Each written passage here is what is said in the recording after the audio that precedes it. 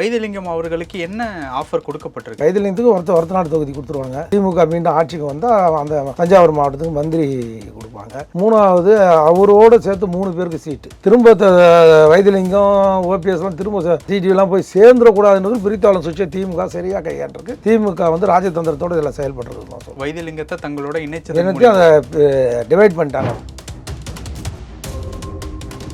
அவர் சொல்றது இது எங்கள் பங்காளி சட்டை, அரசியல் நிரந்தர எதிரும் கிடையாது, நிரந்தர நன்மம் கிடையாதுன்னு சொல்லிட்டு நீங்கள் என்ன எனக்கு போய் சால்வ் போடுறீங்க. அதனால இதெல்லாம் டிடிவி சார் எடுக்கிற முடிவு கிடையாது. எங்கள் அண்ணியார் இருக்காங்க வீட்டில், அனுராதா மேடம், அவங்க எடுக்கிற முடிவு தான். இவராக எந்த முடிவும் வெளியில் பேட்டி ஒன்றா இவர் சொல்ல முடியலாமே தவிர இவர் பின்புலம் எல்லாமே திரைக்கதை, வசனம், டைரக்ஷன் எல்லாமே எங்கள் அண்ணியார் தான். இவருக்கு 100 ரூபா பணம் வேணும்னா கூட இவர் அக்கௌண்ட்டில் கிடையாது. எல்லாமே அவங்க பேரில் தான் இருக்குது.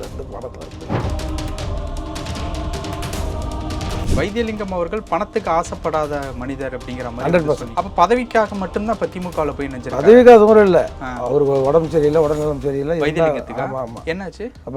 பைபாஸ் சர்ஜரிலாம் பண்ணியிருக்காங்க. இருந்தால் கூட 60 வயசுக்கு மேலே ஆயிடுச்சு. இல்லை 70 வயசு. இவரோட பலம் அண்ணன் எடப்பாடியாருக்கு தெரியல, திமுகவுக்கு தெரிஞ்சிருக்கு. அதனால தான் அவர் ஆள் அனுப்பி கையோட செந்தில் வலை அழைச்சிட்டு போகிற காட்சியை நம்ம பார்ப்போம். எவ்வளவு வேதனை, எவ்வளவு மன உளைச்சலுக்கு ஆளாயிருந்தா போயிருப்பான்னு யோசிச்சுக்கோங்க.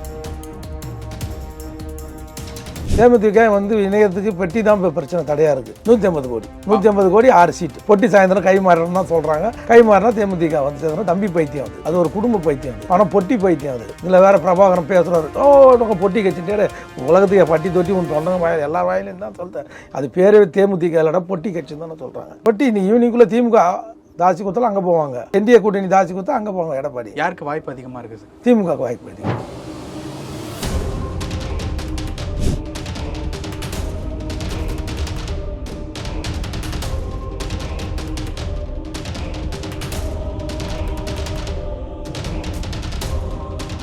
ரியல் நேயர்களுக்கு வணக்கம். இன்று நம்மளுடைய நேர்காணலுக்கு திரு ஆவின் வைத்தியநாதன் அவர்கள் இணைச்சிருக்காங்க. சார் வணக்கம். வணக்கங்க. இப்போ வைத்திலிங்கம் அவர்கள் ஓபிஎஸ்னுடைய ஆதரவாளர் திமுகவில் இணைஞ்சிருக்காங்க. ஆக்சுவலாக விஜய் அவர்களோட டிவிகேவில் தான் இணைய போகிறாங்க அப்படிங்கிற மாதிரி ஒரு செய்தி நம்மளே பேசியிருக்கோம். இப்போ இருந்தது. ஆனால் விஜயோட 3வது இடத்துல பின்னாடி இருக்கிற செங்கோட்டையன் எனக்கே இங்கே உரிய மரியாதை இல்லை. ஏற்கனவே தான் பதிவு பண்ணியிருக்கேன், மீண்டும் ஒரு வாட்டி பதிவு பண்ணுறேன். எனக்கே இங்கே உரிய மரியாதை இல்லை, நீங்கள் வர வேண்டாமண்ணா அப்படின்னு சொன்னது செங்கோட்டையன் வைத்திலிங்கத்திட்ட. இதை வைத்திலிங்கம் மாமாவே எங்கள் கையில் சொன்னார். என்னப்பா போன வரையும் அங்கே பாதிப்பாக இருக்கேன், நம்மளை வேறு அங்கே கூப்பிட்றேன், உன்னை பேச்சு கேட்டு நான் வரலாம் போகலான்னு நினச்சிருந்தேன். அவர் செங்கோட்டையன் ஃபோன் போட்டு வராதிங்கன்னு ஓபிஎஸ்ன்னு சொல்கிறாரு, என்கிட்டையும் சொல்கிறாரு. ஆனால் பொது வழியில் சும்மா அழைப்பு கொடுக்குற மாதிரி கொடுக்குறாங்க. அவங்க நம்ம ரெஸ்பான்ஸே சரியாக பண்ணலை. அவங்களுக்கு பொது எதிரி யாருன்னா அண்ணன் எடப்பாடி, வைத்திலிங்க அண்ணனுக்கும் ஓபிஎஸ் அண்ணனுக்கும். ஆனால் ஓபிஎஸ் அண்ணன் டெல்லியோட துங்கும் சதியாக இருக்கிறதுனால அவரோட நிலைப்பாடு டெல்லியை விட்டு என்டிஏ கூட்டணி விட்டு வர்றதுக்கு வாய்ப்பு இல்லைன்றதுனால எல்லா கோபத்தையும் உள்ளடக்கி தான் செந்தில் பாலாஜி சரியான நேரத்தில் தூண்டில் போடப்பட்டு செந்தில் பாலாஜி தளபதி ஸ்டாலின் மீண்டும் தாவேக்காக அவங்க போயிட்டாங்கன்னா மிகப்பெரிய பலமாயிடும், மாறிடும். செங்கோட்டையம் போனதே மிகப்பெரிய தாவேக்கா உருவெடுத்து. இதில் இது மாதிரி இவங்கெல்லாம் போனாங்கன்னா டெல்டா மாவட்டம், தென் மாவட்டங்கள்லாம் மிகப்பெரிய முக்குளத்தோர் சமுதாயத்தினுடைய வாக்குகள் நம்மளுக்கு தாவேக்காவுக்கு போயிடும்ன்றதை தடுத்து நிறுத்த நோக்கத்தில் செந்தில் பாலாஜி அனுப்பி அவர் திமுகவுக்கு திமுக மேலே அவர் அந்த எண்ணமே இல்லை. ஒன்று அண்ணா திமுகவோட சேரணும், இல்லைன்னா தாவேக்காவோட போகணும் தான். 3வது ஆப்ஷனை டிக் பண்ணது அது திராவிட மாடல் தளபதி பதி பண்ணி அதே மாதிரி தான் ஓபிஎஸ்கிட்டையும் அப்ரோச் பண்ணுறாங்க. எல்லார்கிட்டையும் இப்போ தீவிரமாக, அதாவது தாவேக்கா இந்த கேஸு அது இதுன்னு இந்த படம் ஜனநாயகம் படம் ரிலீஸ் ஆகுது, இந்த நேரத்தை சரியாக இந்த அரசியல் படம் ரிலீஸ் ஆகுது ஆகலாம், அது என்றைக்கான ரிலீஸ் ஆனாலும் ஓட போகுது. இன்னும் ஒரு மாதம் பொறுத்து ரிலீஸ் ஆச்சுன்னா எலெக்ஷன் அப்போ நல்லா ஓட போகுது பொங்கலோட. அதுக்கோசம் அதை ஒதுக்கி வச்சுட்டு இந்த வேலையை பார்த்துருக்கலாம். யார் தாவேக்கா தலைவர் திரு விஜய் அவர்கள் அதை பார்க்காம கோட்டை விட்டுட்டாருன்னு தான் சொல்லணும். கோட்டை விட்டார். கூடிய சகுனி செங்கோட்டையான்கிட்ட ஒரு நல்ல பழக்கம் என்னன்னா, அந்த ஆள் இருக்கிறதுல ஒரு புல்லு பூண்டு கூட முளைக்காமல் பார்த்துப்பான், யார் வேறு யாரும் சேராமல் பார்த்துப்பான். அந்த ஆளோட ஆரம்பிக்கலையேன்னு பார்த்து அந்த சகுனிசெங்கோட்டையான் இருக்கிறான் பாருங்க, அவனுக்கு இதே வேலை. இப்படி தான் செங்கோட்டையான் டிஎம் செல்வ கணபதியை ஒழிச்சாப்பில் ஹைலி டேலண்டட் பர்சன். வன்னியகுல மக்களில் நம்பர் 1 தலைவர் அவர். அப்போ அம்மாட்ட எந்த டைம் 1991-96. Okay okay okay.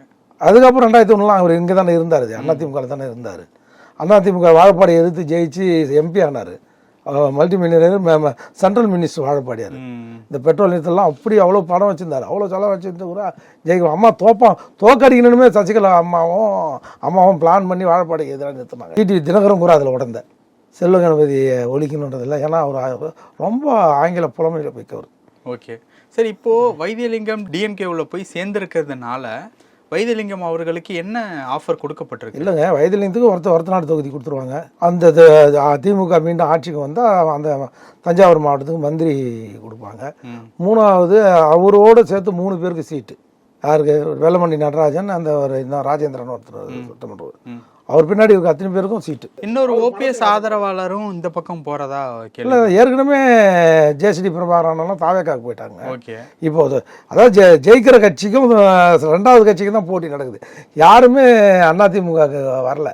அப்படி அதிமுக வந்து அன்றைக்கி என்ன சொன்னார், இன்னும் டிடி சார் பேட்டியில் இன்னா செய்தார் ஒருத்தர், அவர் நன்னையும் செய்து விடலைன்னா அன்றைக்கி எதுக்கு அவர் கவர்னர் மாளிகையில் எதுவுமே பெட்டிஷன் கொடுத்தீங்க?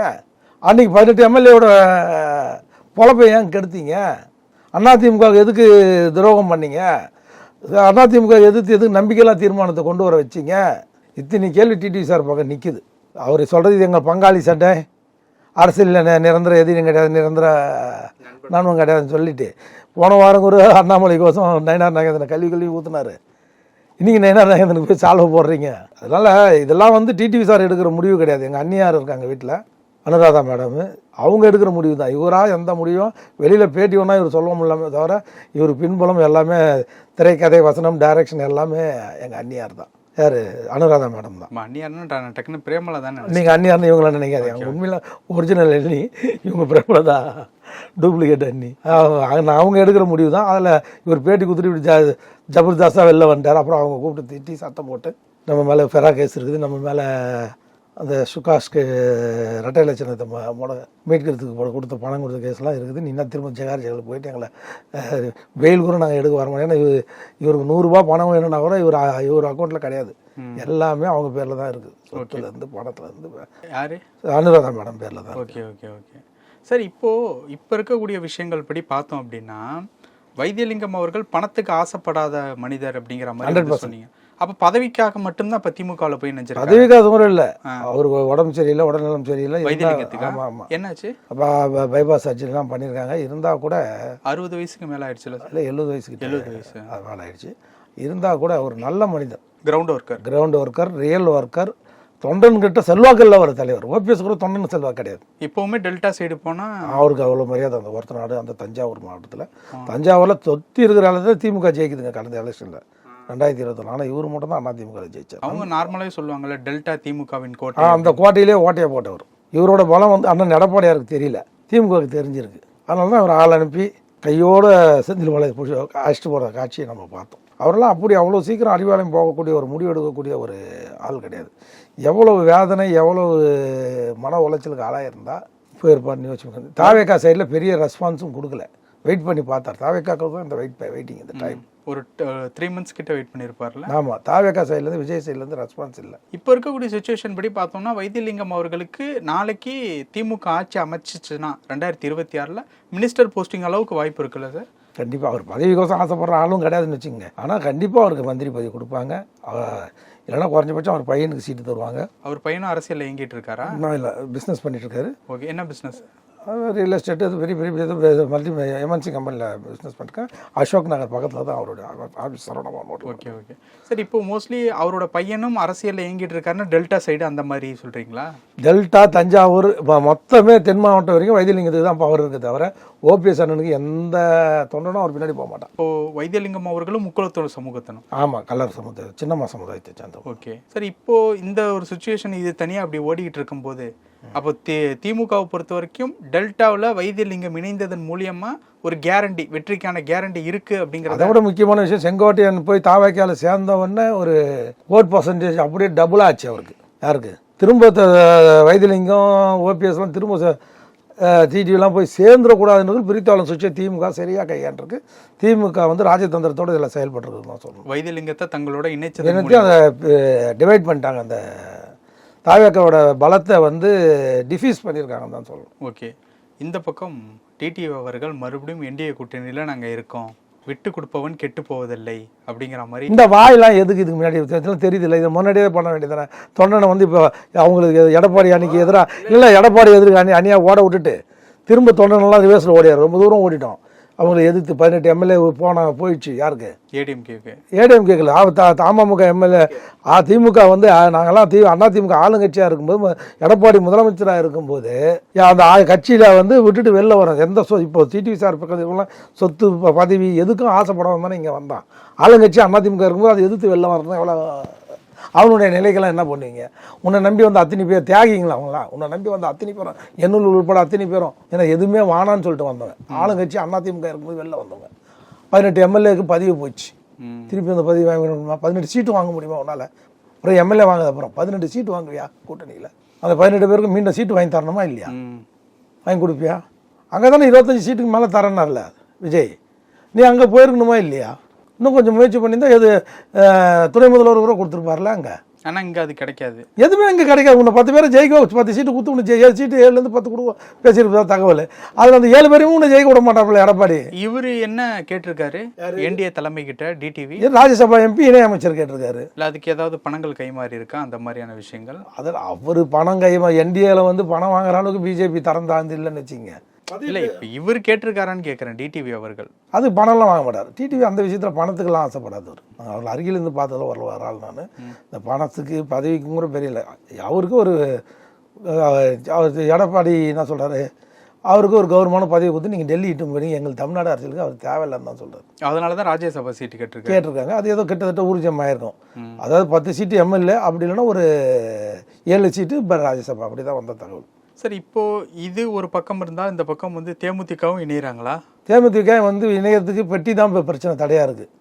500 கேட்டு 300 ஆகி இப்போ 200 வந்து இப்போ 150வது 10,000 20,000 ஒரு பரதாது மாதிரி இப்போ 150 கோடியாவது கொடுங்க நின்று இருக்கு. பொட்டி சாயந்தரம் கை மாறணும்னு தான் சொல்கிறாங்க. கை மாறினா தேமுதிக வந்து சேர்ந்தோம். தேமுதிக அந்த அளவுக்கு ஒர்த்து கிடையாது. பட்டி தொட்டிலாம் தேமுதிக கிளை கிடையாது. ஆனால் டிடி சாருக்கு இருக்குது. டிடி சார் அதை சேர்த்துக்கிறாங்க சார்னா என்ன உண்மையிலேயே ரியலாக அவர் நிரூபிச்சிருக்காரு. குறைஞ்சபட்சம் 2021 இதில் வந்து 3% ஓட்டு வச்சிருக்காரு. ஆனால் இவங்க 1/2% ஓட்டு கூட இல்லை தேமுதிக. அதில் குறிப்பிட்டது இந்த டெல்டா எங்கே அதிமுக மைனஸ்னா இந்த டெல்டாவும் தென்மண்டலம் தான். அந்த இடத்துல மைனஸான இடத்துல வாக்கு அவர் கையில் இருக்குது. அதனால தான் எடப்பாடி ஒன்றையும் சும்மா சேர்த்துக்கல. அவரை என்டிஏ கூட்டணி ஒன்றையும் சர்வே ரிப்போர்ட் இல்லாமல் சேர்த்துக்கல. இது ரெண்டும் சேர்ந்தால் எடப்பாடி ஜெயிக்கிறதுக்கான வந்துடும். முக்குளத்தூரில் ஒரு பாதி இந்த பக்கம் வந்துடும். இன்னொரு பாதி சசிகலா அம்மாவை கடைசி நேரத்தில் பண்ணியை வச்சு அறிக்கை கொடுக்க வச்சிடலாம். அனைத்து இந்திய அண்ணா திராவிட முன்னேற்ற கழகத்துக்கு வாக்களிங்கள், அப்படி தான் தகவல் வருது. ஓகே, 150னா 150 கோடியா சார்? 150 கோடி. 150 கோடி 6 சீட்டு. அந்த சைடு எதுவும் கேட்கல? சென்ட்ரல் சைடு மினிஸ்டர் அந்த ராஜ்யசபா ஒன்று கேட்டுக்கிறாங்க. ஓகே, ஏற்கனவே எடப்பாடி அவர்கள்ட்ட அவங்களுடைய மகனுக்காக கேட்டிருந்தாங்க விஜய பிரபாகரன். இல்லை மகனுக்காக, தம்பிக்கோசம். அது தம்பி பைத்தியம்.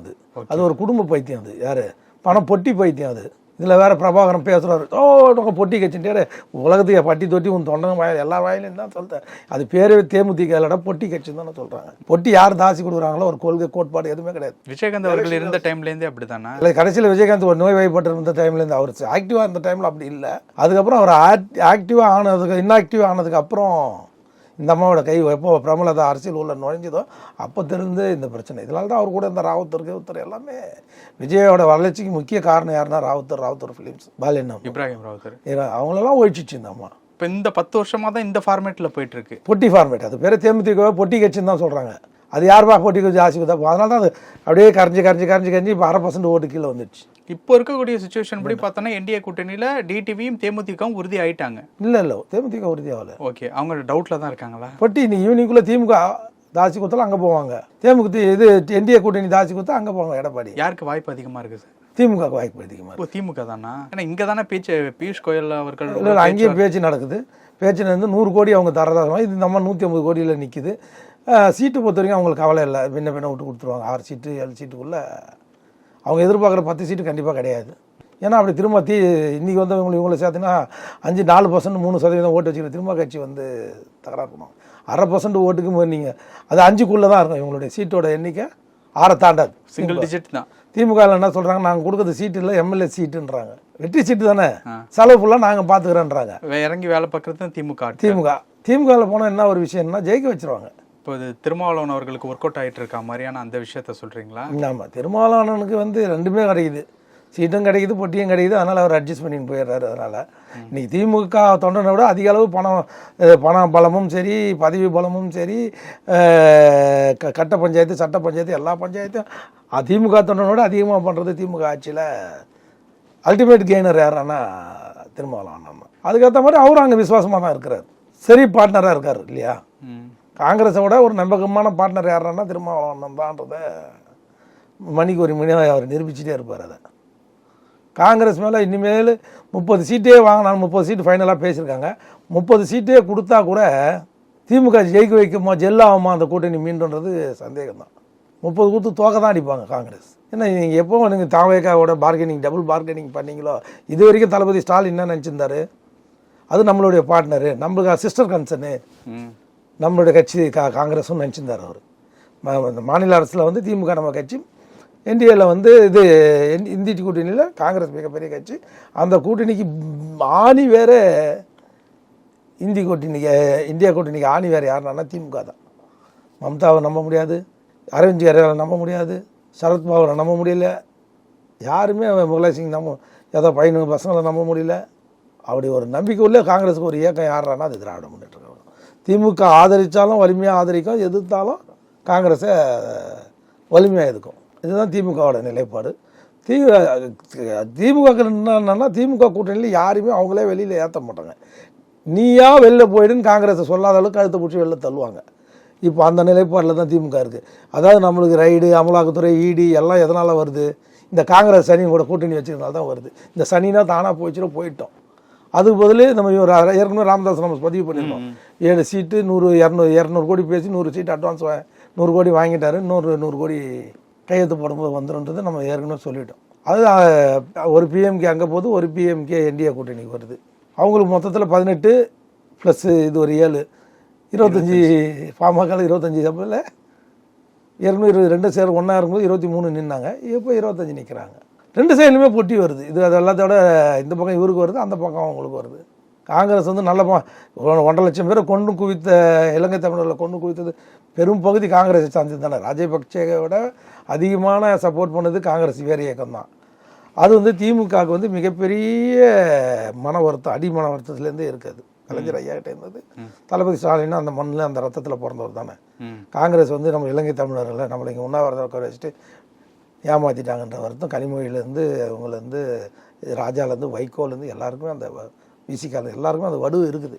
இருந்தாலும் வேறு வழியில் இது பண்டார பிரதேச கட்சி பிஜேபி மீண்டும் ஆட்சிக்கு வந்துடக்கூடாதுன்றதுக்கோசம் ஒவ்வாத கூட்டணியாக தான் இன்றைக்கி வரைக்கும் இருந்து வராங்க. அவங்க இப்போ வெளியில் போயிட்டாங்கன்னா காங்கிரஸு அவங்கள பொறுத்த வரைக்கும் ஃப்ரீ.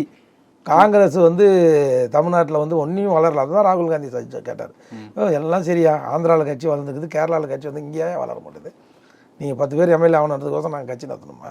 நல்லா சரமாரியான கேள்வியில் ராகுல் காந்தி கேட்டிருக்காரு. ஓகே, பல விஷயங்கள் பேசணும். நன்றி, வணக்கம்.